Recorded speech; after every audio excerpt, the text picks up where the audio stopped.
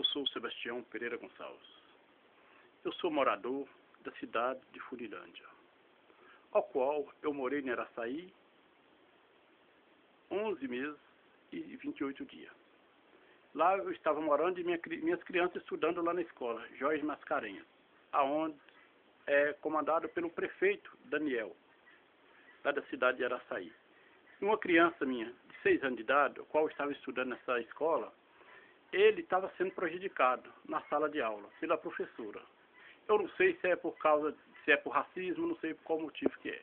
Que a criança é de cor, eu não sei se é isso. Só sei que a criança pedia a professora para ir no banheiro, sempre ela negava. Sempre ele pedia, sempre ela negava. Tem vezes que ele aguentava segurar e tem vezes que não. E a criança acabou fazendo necessidade na roupa. E a professora, vendo ele molhado de xixi, segundo ele, ela foi à direção dele, pegou ele, puxando ele pelo braço e torcendo o braço dele. Ele só não gritou de dor, que ficou com vergonha. Aí o que acontece? Aí a professora levou ele e colocou na sala do diretor, onde o diretor não estava ausente esse dia. Aí o diretor pede, a professora pede para o Cícero ir na minha casa, chama eu e minha esposa para levar roupa para vestir a criança na sala de aula. Aí minha esposa vai e leva a roupa à criança. Na hora que está vestindo a criança, na sala, na sala do diretor, a professora vem, empurra a porta e entra com falta de educação e respeito. E a criança estava nua. Aí a criança assustou com ela cada vez mais. Aí minha esposa pediu à pedagoga que ia levar a criança embora, que ela estava muito assustada e chorando. Aí a pedagoga liberou. Aí minha esposa deixou o recado para ela falar para a professora, quando a criança pedir para ir no banheiro, para deixar, se não negar, senão a criança tem problema de infecção de urina. Que essa professora já sabia disso, que foi passado para ela.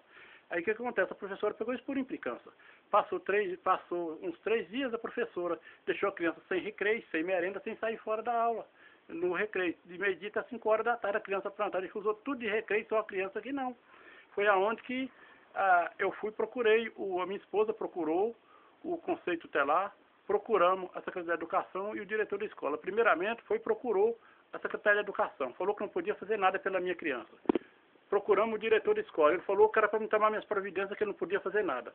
Procurou o Conselho Tutelar. O Conselho Tutelar, depois de 3 dias, foi lá na escola e depois falou que ia chamar lá na sala para poder conversar com nós.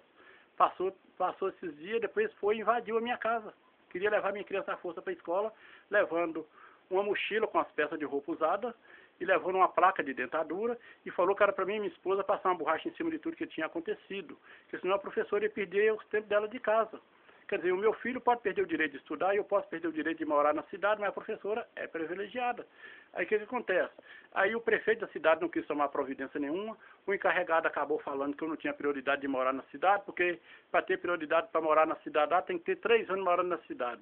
E eu era muito novo, só tinha 11 meses e 28 dias morando na cidade. Aí foi aonde que eu tive que mudar.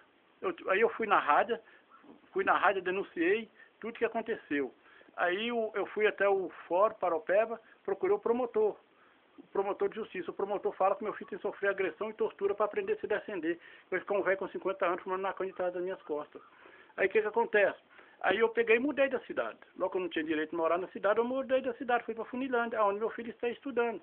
Aí eu trouxe a transferência e o boletim. O meu estava escrito na transferência, estava no boletim.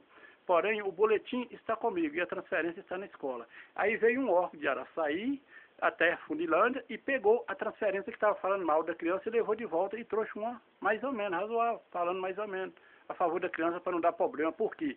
Eu tinha ido na rádio e divulgado o que estava escrito no boletim estava na transferência, prejudicando a criança, falando que a criança não tinha atividade própria, desenvolve hábito social, falando mal da criança.